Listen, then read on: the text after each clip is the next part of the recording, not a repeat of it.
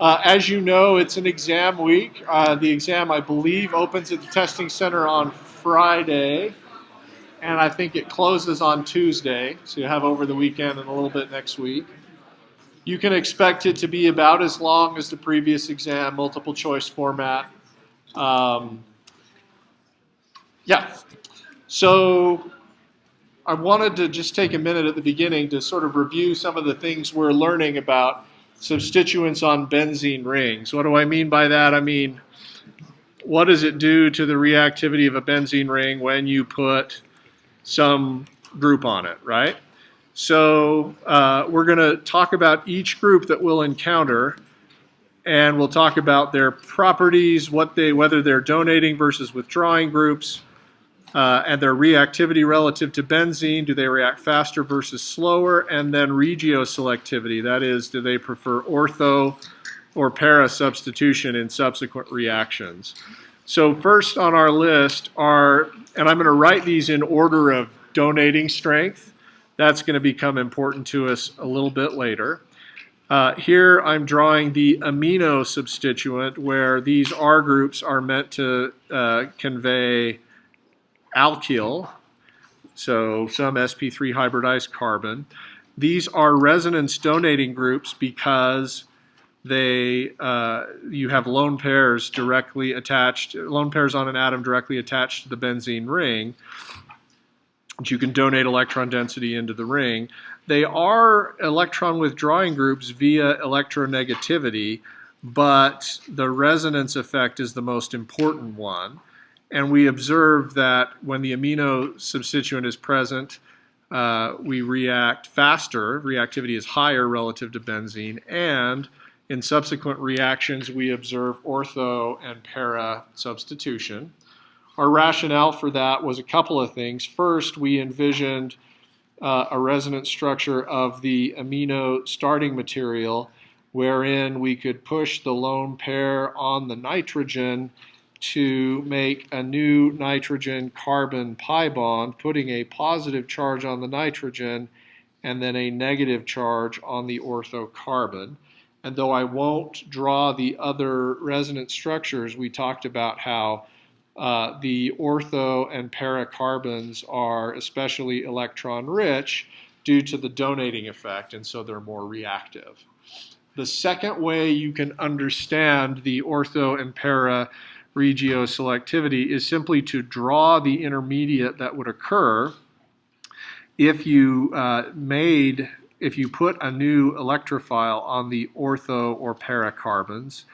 That would place the positive charge adjacent.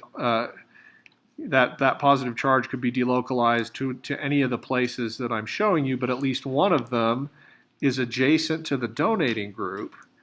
And so the donating group stabilizes that positive charge by resonance, and that makes this carbocationic intermediate more stable, which makes it faster to react at the ortho and para positions. In contrast, we won't draw this intermediate, but if you had installed this group at the metacarbon, the positive charge would never be adjacent to that nitrogen, and you could never donate electron density to stabilize it.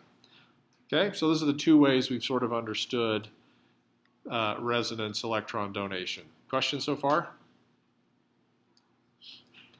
Okay, we've learned how to put NH2 groups on rings. You put the nitro group on, and then you reduce it with hydrogen and palladium on carbon.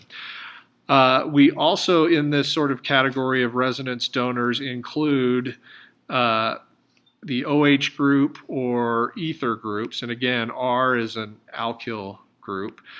These, like the anilines, are resonance donors. Oxygen, though, is more electronegative than carbon, so they are inductive withdrawing groups, but the resonance effect dominates, and therefore having the OH group on the benzene ring makes the molecule more reactive than benzene, and you also get ortho and para regioselectivity. There's a couple of times in your text where it maybe says that, hey, if you have an OH group or an OR group on a benzene ring or an NH2 group on a benzene ring, it's so reactive that when you go to do a chlorination reaction, you get more than one chlorine attached. We are going to ignore that complexity and pretend like it doesn't exist. Is that okay? Yes. Okay. Slightly further down on the list would include nitrogens and oxygens directly attached to the benzene ring, but which are also involved in a bond with a carbonyl group on the adjacent atom. So this is an amide attached to the benzene ring via the nitrogen. This is an ester attached to the benzene ring via the nitrogen. Now these still have lone pairs on the adjacent atoms, so on the atom that's adjacent to the benzene ring. So they are still resonance donors, but they are not quite as good as the unmodified nitrogen and oxygen substituents. And the reason for that is that the lone pair on the nitrogen or on the oxygen can be delocalized out onto the carbonyl oxygen via resonance, which should make it less available for donating. Still can donate. I mean, you can still draw a resonance structure with an ester in which you take these electrons and donate them into the ring. You can still do that, it's just not as good. Their reactivity is lower than that of these variants that are higher up on the list, but still higher than benzene, still ortho and para directors. All right.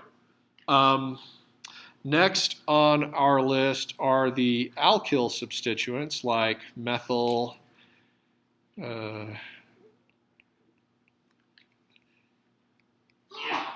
any sort of sp3 hybridized carbon. These are electron donating groups via an inductive effect. That is, they are less electronegative than an sp2 hybridized carbon in the benzene ring, and so they donate electron density just because the sp2 hybridized carbon can suck electron density away from them. These are also more reactive than benzene, and they are also ortho and para directors. Now, the rationale for that, we can't use one of our explanations above. One of our explanations was that, oh, well, that donating group activates the ortho and para carbons because you can draw a resonance structure where you put a negative charge there, and those carbons should be more nucleophilic. We can't use that argument here because, of course, these aren't resonance donors.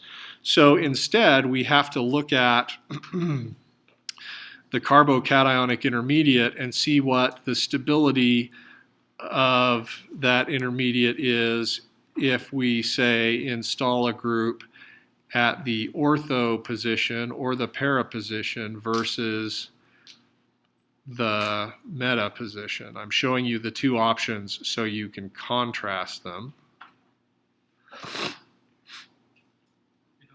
Yes? Am I recording? Good question, and yes. Thank you, saving me time. It's always okay to ask that question. It's always a good bet that I might have forgotten to do that. So if we substitute at the ortho and para positions, in at least one of the resonance structures, the positive charge is adjacent to the electron donating group, and it can stabilize it via an inductive effect, whereas if we do meta substitution, that positive charge can never be adjacent to the benzene ring. So ortho and para are favored as the more stable intermediates. All right. Yes?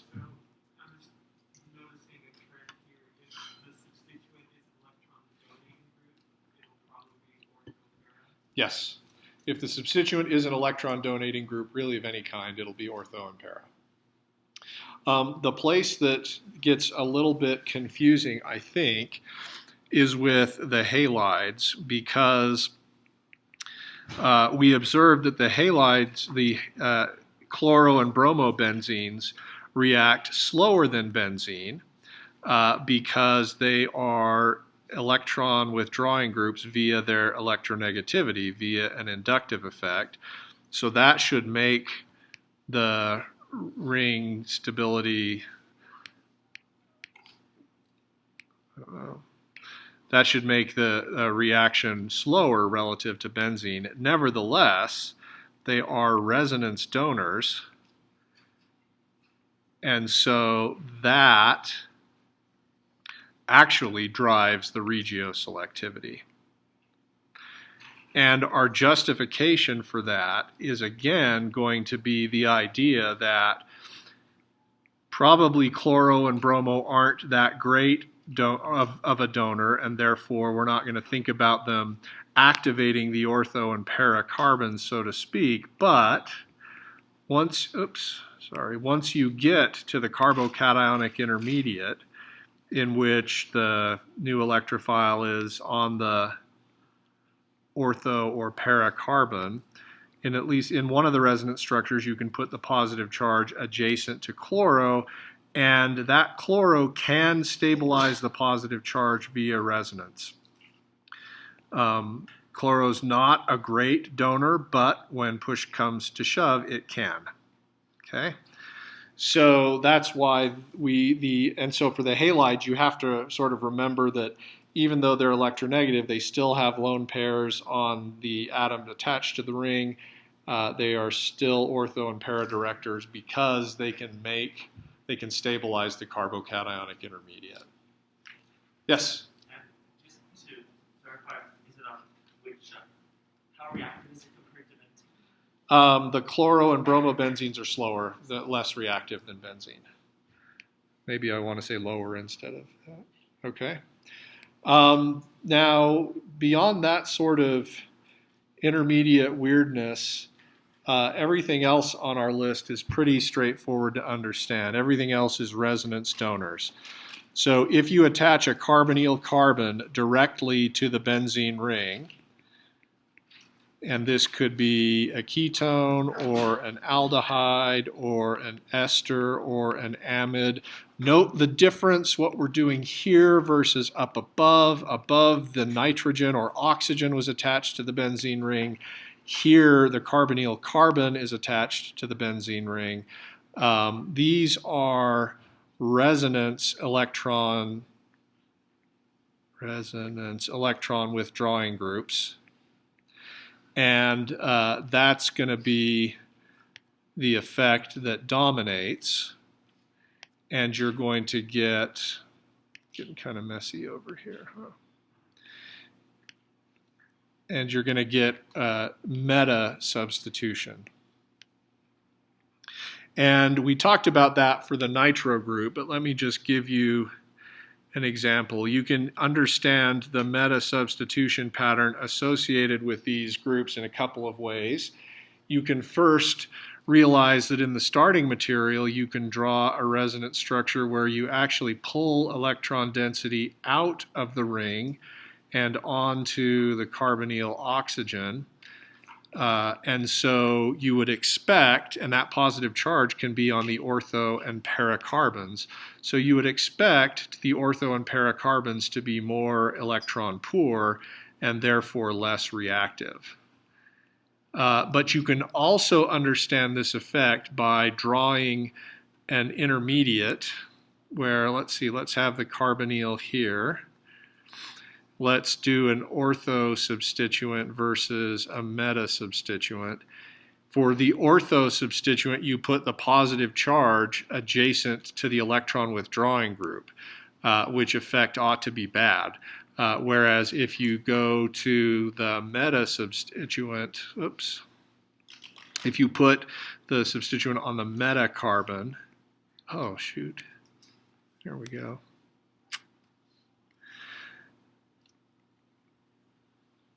Then the positive charge that's now in the ring cannot be adjacent to the ketone. So it's not a case of meta substitution being especially good. It's just that ortho and para substitution give you a really bad carbocationic intermediate, and the meta substitution gives you a less bad carbocationic intermediate. Ooh, Texas carbon.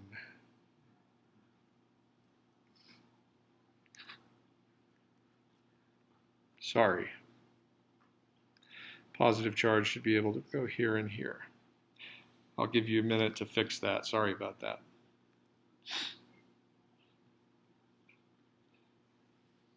All right, questions? Yes? So when I look at that, I see one carbocation that's tri-substituted and one that's di-substituted. Okay. How does that play? So the substitution pattern we've used before when comparing the stability of a primary carbocation versus a secondary versus a tertiary carbon. One way of rationalizing this is to say that alkyl groups are electron donating groups via an inductive effect, and so they can stabilize a positive charge. But just like what we saw up here, a resonance donor resonance is a more powerful effect than the inductive effect. So down here, the fact that you can delocalize this charge in 3 places actually overwhelms any difference between secondary versus tertiary. Others? Okay, so we haven't learned yet how to put alkyl groups on benzene rings or how to put, these are called together as a group acyl groups. But we will learn that today. The other things that show up on the list are the sulfonic acid and the nitro group. We talked about the nitro group previously. We'll show you an example of a sulfonic acid in a little bit. These are resonance electron withdrawing groups. They function very much like the ketone, and they prefer meta substitution. I won't draw these, and I won't draw their resonance intermediates, because anything we might do here would be exactly analogous to what we've done there. So the picture that emerges is if you're a resonance electron withdrawing group, you go ortho. If you're a resonance electron withdrawing group, you go meta substitution pattern. If you're a resonance donor, you go ortho and para substitution pattern in subsequent reactions. If you're an inductive donor, you go ortho and para. And then the halides, we just have to remember that the resonance effect dominates for regioselectivity. Yes? What about reactivity? Reactivity, right. All the electron withdrawing groups are lower in reactivity than benzene. So they'll react slower because of the withdrawing effect. And that's true for the halides as well. All right. Yes? In the homework problem I was doing, they talked about a nitrile group. Uh-huh. Would you be able to talk about that? Yeah, nitrile you can include. We won't talk about how to install that, but nitrile you can include in sort of like an acyl group in the sense that, like the carbonyls, you have carbon-nitrogen pi bonds where you could, let me just show you a quick example.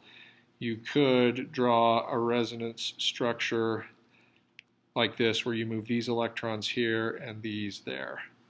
So that can be a withdrawing group. What about moving the triple bond, one of those bonds down onto the carbon, and then essentially back down to the carbon-benzene ring?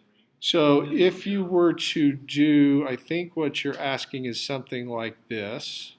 That would leave a positive charge on the nitrogen, which is more electronegative than carbon, so that's probably not the best resonance structure. So yeah, nitriles function like acyl groups. They're withdrawing. We won't learn how to put nitriles on rings, though. Okay, what else? All right, well, let's do some chemistry. We've learned how to put nitro groups and chloro groups. Let's learn about putting on the sulfonyl group. This one's the sulfonic acid group. This one's kind of fun because it's a method you can use to make soap that doesn't require animal fat. So the conditions are you start with your benzene ring. We're going to use sulfur trioxide, SO3, and then H2SO4. And what we're going to get out of that is this functional group. Notice that you have pi bonds with oxygen on the atom that's adjacent to the benzene ring. So you can draw resonance structures in which you leave a positive charge in the ring and move a negative charge out onto the oxygen. So this is a resonance electron withdrawing group. This functional group is called a sulfonic acid. You've seen one of these before in 351, and we've used it in 352. This was the toluene version. This was para-toluene sulfonic acid, and it's just a strong acid that can be useful. The mechanism, there's sort of two parts to the mechanism. One is generating the electrophile, which is sort of different for each reaction that we do. And then the other part is having benzene attack the electrophile, and that is the same for all the reactions. So briefly, we activate SO3, and the most important part of the mechanism, of course, is the benzene ring attacking the electrophile. We use a strong acid to protonate one of these oxygens. Doing that makes the SO3 into a much better electrophile. Benzene attacks, and we break the the sulfur-oxygen pi bond. Note there that that sulfur has more than 4 bonds. Third row elements and beyond can have more than 4 bonds. And we're just going to accept that that's the case without worrying about it.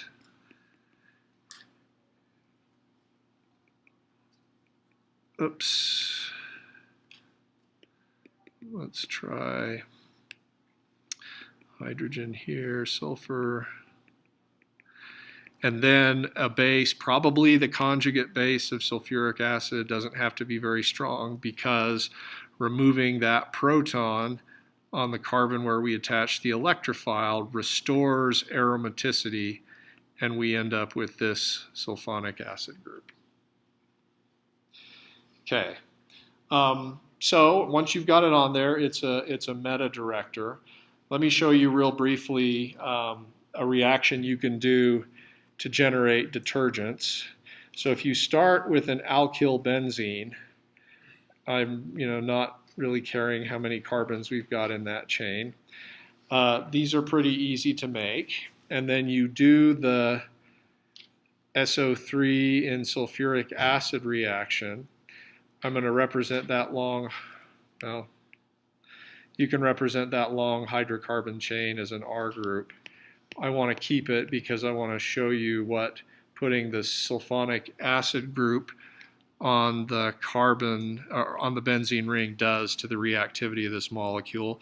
Notice that we've already got an alkyl group here, and that is an ortho and para director. So that would tend to activate the ortho and para carbons. I've shown you the para substitution product. Presumably there would be ortho there as well. We don't care. We can assume we can separate them for whatever purpose we have next. So here's the strong acid, and at pH 7, the pKa of that acid is such that what you'd actually have is the conjugate base. So in water, this now has the familiar structure of a detergent. You've got a polar head group and a non-polar tail. And so you can, there are a lot of commercial applications of this where you make detergents in this way. And I think if you are bored like me sometimes and you read shampoo bottles, you'll see the word sulfate in some of them, in some of the descriptions of the detergents, and that refers to this group. All right. Questions? Yeah? So in the mechanism, it's taking that hydrogen off that kind of drives the benzene to attack it. Is that what? Yeah, if this putting the proton on SO3 gives it the molecule a positive charge and makes it reactive enough for benzene to attack. Others? Yeah. Sulfate is ortho-para director or meta? Sulfate is a meta director, meaning once you have it on there, and if you were to do a subsequent reaction like chlorination, the chloro group would end up meta to the sulfonic acid group. Yeah. Yes? Are the effects cumulative, like with you've got an ortho-para director with the alkyl group, and then you've got the meta director on the other side? Does that make it more reactive just out of the other? So are the effects cumulative? Yes, and sometimes they can be offsetting. We saw here with the alkyl group that it's an ortho-para director, and so we drew the para product and could have drawn the ortho product as well. If we were to do subsequent reactions here, where would the electrophile go? To answer that question, I think we have to consider the properties of the two groups. So if you'll allow me, I'll maybe simplify this to maybe just a methyl group. The methyl group would prefer ortho/para substitution. The sulfonic acid group would prefer meta substitution. Those two effects coincide.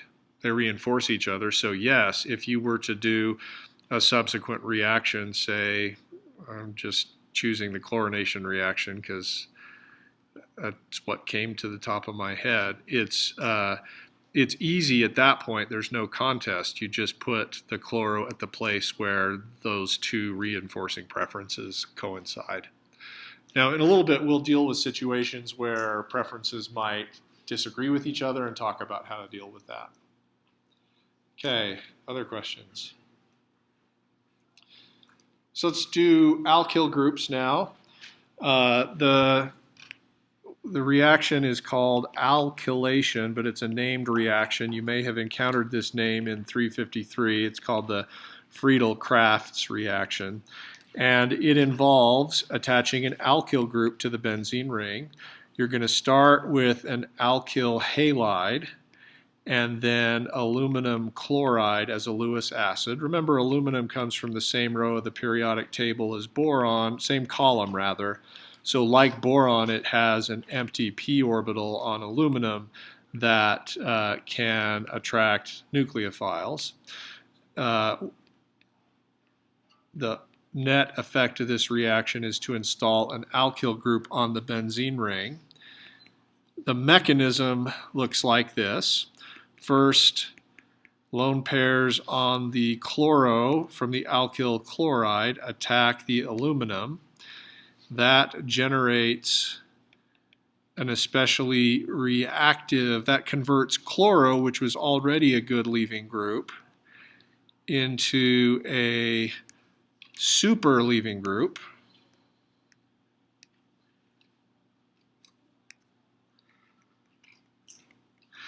And at that stage, it's reactive enough for benzene to attack. So everything we're going to do here now, from here on out, is a repeat of what you've seen before. For methyl and primary alkyl halides, the mechanism looks like this. You install the methyl group, and that leaves a positive charge on the adjacent carbon, and then a base, we don't care what it is, probably Cl-, removes that proton and restores aromaticity. So you're going to use this type of mechanism for methyl halides and primary alkyl halides.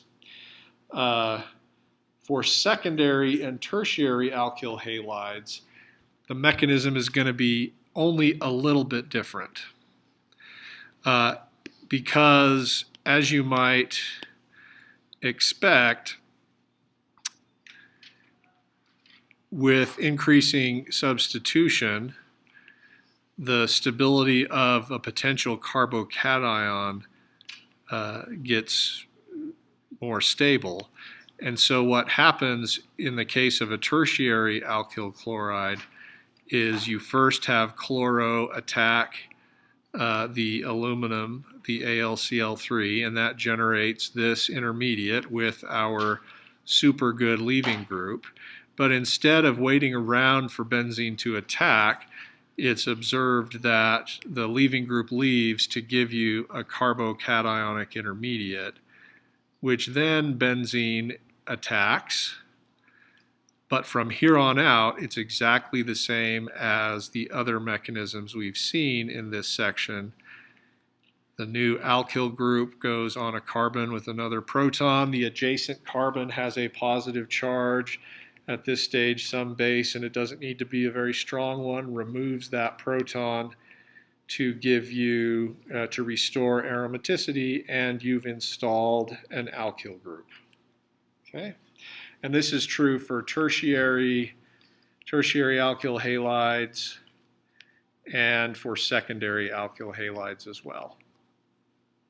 Yes? I'm a little confused on the 1' versus 3' carbon, just because does the benzene ring attack the 1' on the side that's closest to the chloride, or like if you have a longer chain, for instance? So if you were to do this primary alkyl halide that I've just drawn, benzene would attack that probably in sort of SN2 fashion, where you attack the carbon and the leaving group leaves. Okay. Yeah, same as with what we've done for the methyl. So I'll just put that up there as a reminder that it works for primary as well. Okay, so the bad news is that anytime you have carbocationic intermediates, there's a chance for carbocation rearrangement. But the good news is I'm going to assume that you are so thoroughly versed in carbocation rearrangement that we don't need to review it here and will therefore ignore it. Your text shows some weird thing happening with propyl or longer primary alkyl halides where a carbon-hydrogen bond actually moves over to make the chloro-aluminum seal, the leaving group leave, and you get a secondary carbocation instead of a primary one. That happens, but we're going to pretend like it doesn't. Okay, ignorance is bliss. Now, let me show you a couple of cute derivatization reactions you can do having installed an alkyl group on a benzene ring. And this is kind of fun because it expands the number of things you can do via synthesis. So, for example, you can do radical bromination. You've had a chapter on radicals before, and hopefully you can see how if we put a radical on the benzylic carbon, that's the carbon directly attached to the benzene ring, it would be stabilized by resonance. And then,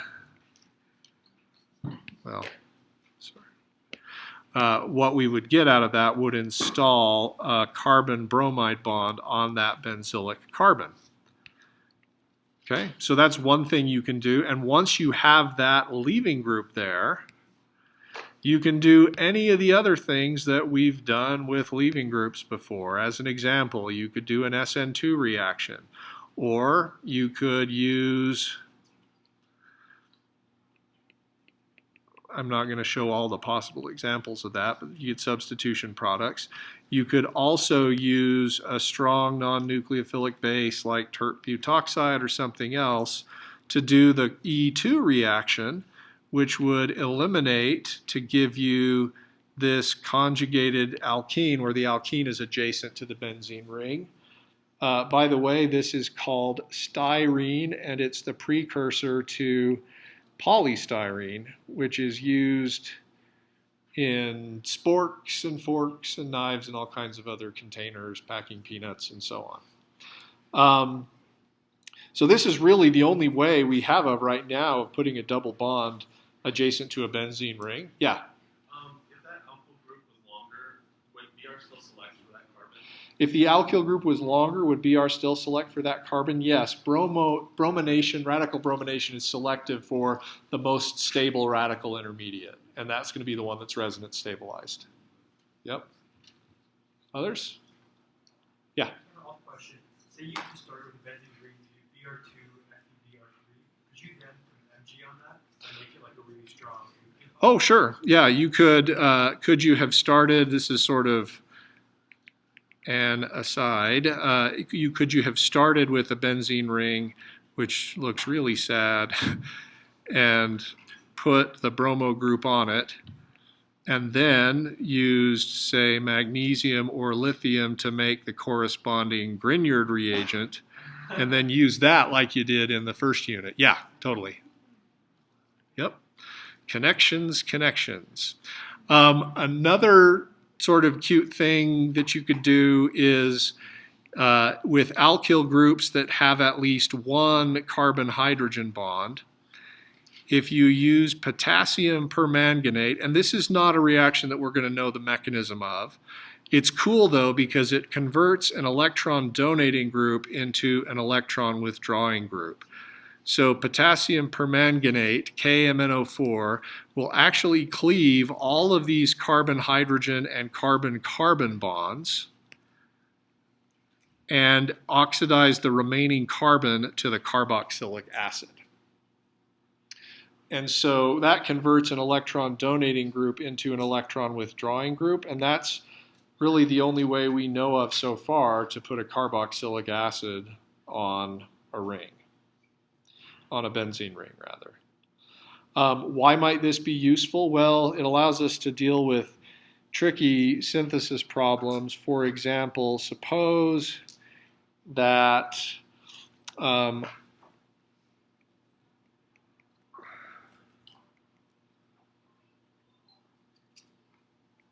suppose I want to make para-nitrobenzoic acid. If I put the carboxylic acid on first, that's now a meta-director. It's a resonance electron withdrawing group, and it's a meta-director, but nitro is too. So I'm in a bind because I can't get the right regioselectivity, except, can you see the side step now? I don't put the nitro group on first. I start by putting, say, we'll just keep it simple, we'll put the methyl group on first. CH3. Then we do the nitration reaction, HNO3 with sulfuric acid. That will put the nitro on either the ortho and or the paracarbon. When we're doing syntheses, we're going to just say it's fine to separate the ortho and para products because that's the best you can do. Then we use KMnO4 and we convert the methyl group into the benzoic acid. Yeah? So on the top one, you use the methyl group. Does it not matter if it's methyl or ethyl? Doesn't matter if it's methyl or ethyl or isopropyl. It doesn't work for tert-butyl groups. You need at least one carbon-hydrogen bond.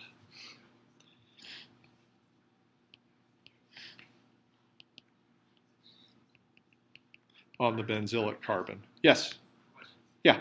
Sorry, do you need the benzene ring there to oxidize it to the carboxylic acid group? Do you need the benzene ring there, or would that work on anything? I don't know, because I don't really know what the mechanism is, but I think you need the benzene ring. I think it probably involves some radical-like chemistry, and so you need the ability to have intermediates like this. Okay? So the last reaction that's on our list is Friedel-Crafts acylation. It's just like alkylation, only with acyl groups. Thank you for that.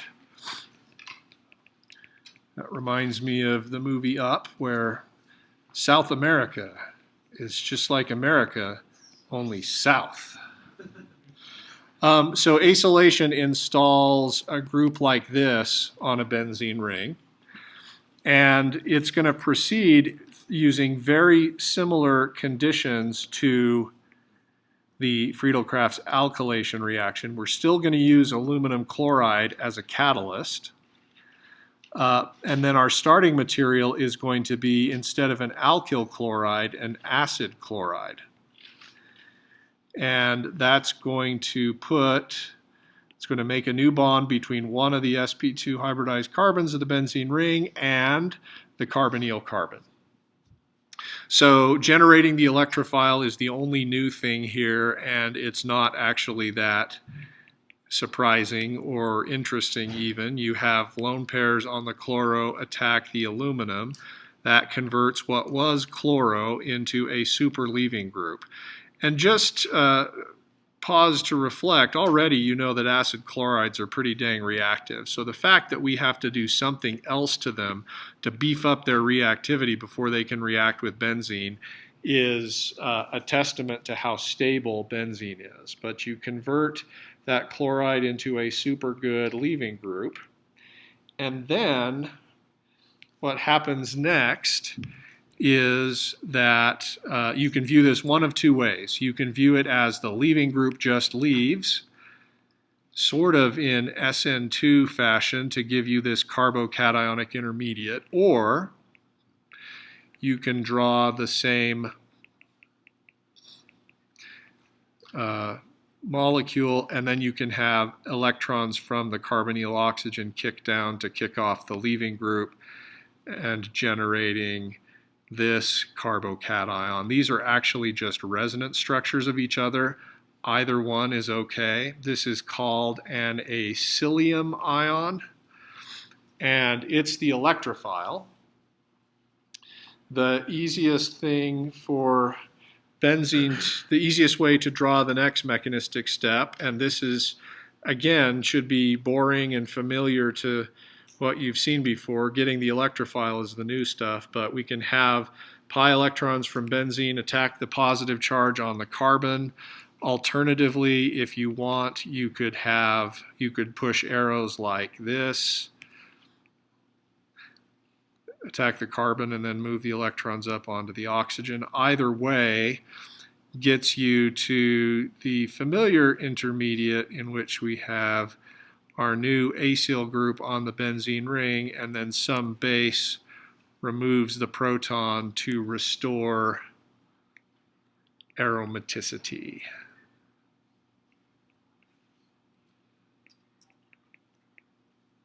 Okay, questions about that? Yeah?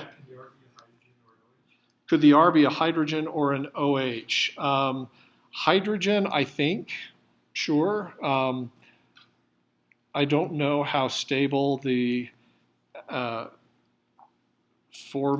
chloride, the acid chloride of formic acid, I don't know how stable that is. Could it be this? No, I don't think so. That thing just is dying to decarboxylate. It's dying to do this and become CO2. So my guess is that's not very stable. But yeah, I think that's probably okay. Yes?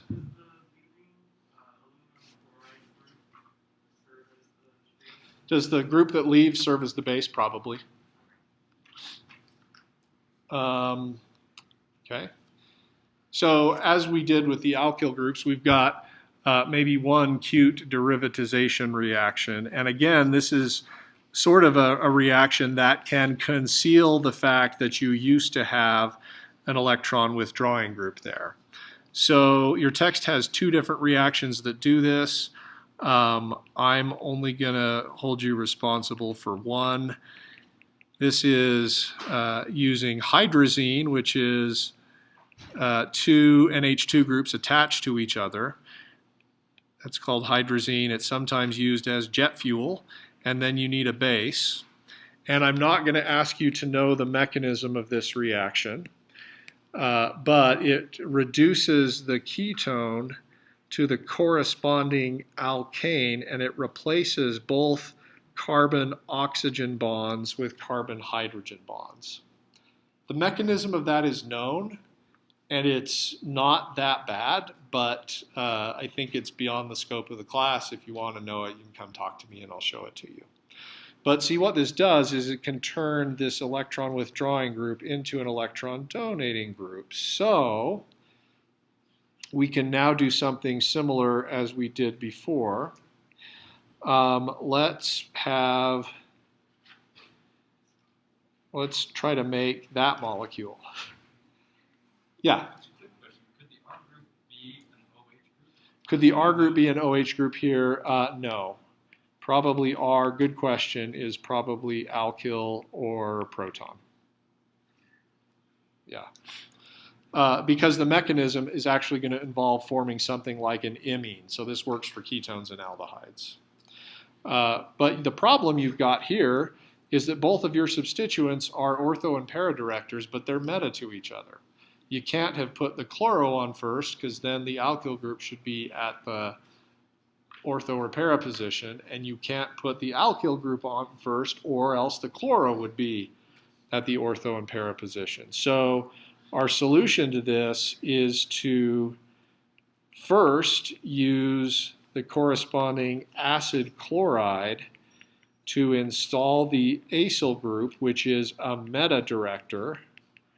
Then we can do the chlorination reaction with FeCl3, and that will put the Cl group meta to our ketone, and then we just do the reduction reaction to replace the carbon-hydrogen bonds with, to replace the carbon-oxygen bonds with carbon-hydrogen bonds. So in this way, we have concealed the fact that we used an electron withdrawing group. And the only way you can tell that we had to have used one is the meta substitution pattern. All right. Other questions? Time to practice a little bit, probably. And I recommend doing, just sort of working at these, at synthesis or predict products problems for this kind of stuff for a while. It will eventually, if you do it, it'll eventually become maybe fun and easy. Maybe.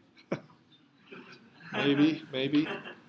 Okay, so let's think about how we would make the following molecule.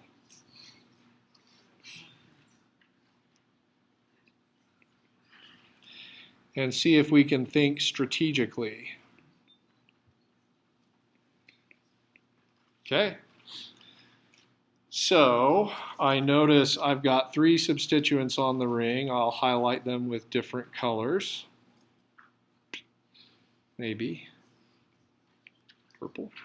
Oh, that's not purple, that's orange.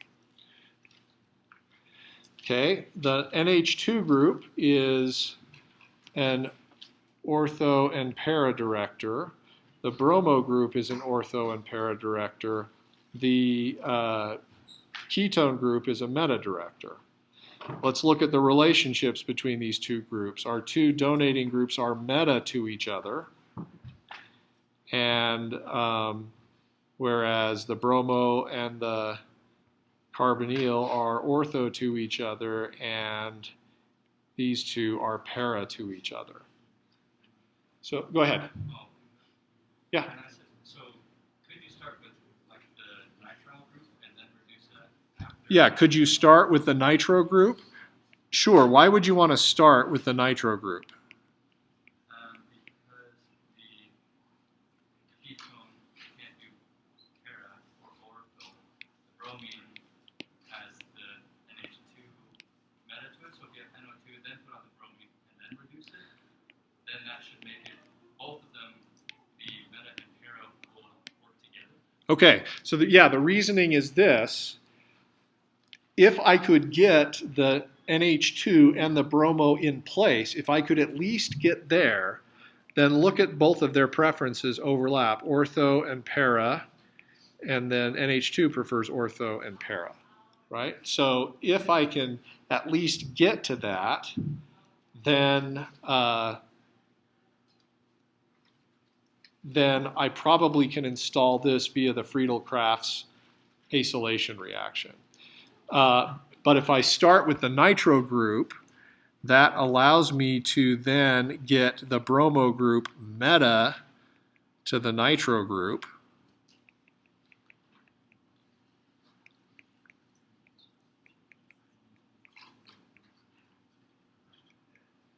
Oh, okay. Then what would I do? I would reduce to the amine using hydrogen and palladium on carbon. And then I could at last do the alkylation reaction. I'm sorry, the acylation reaction to install the ketone. All right, so that's worth some practice.